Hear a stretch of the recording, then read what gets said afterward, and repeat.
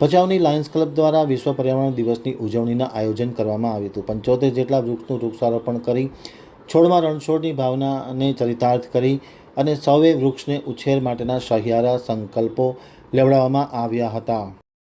હવે જોઈએ ભચાઉથી અમારા પ્રતિનિધિનો એક વિસ્તૃત અહેવાલ. લાયન્સ ક્લબ ભચાઉ દ્વારા દર વર્ષની માફક આ વર્ષે પણ 5મી જૂન વિશ્વ પર્યાવરણ દિવસ નિમિત્તે વૃક્ષારોપણના કાર્યક્રમનું આયોજન કરવામાં આવ્યું હતું. યુધિષ્ઠિરભાઈ મહેશભાઈના 75મા જન્મદિવસ નિમિત્તે આજે રવજી લાલજી છાડવા વિસા ઓસવાળ જૈન બોર્ડિંગ ખાતે વિશ્વ પર્યાવરણ દિવસની ઉજવણી કરવામાં આવી હતી અને 75 વૃક્ષનું વૃક્ષારોપણ કરવામાં આવ્યું હતું.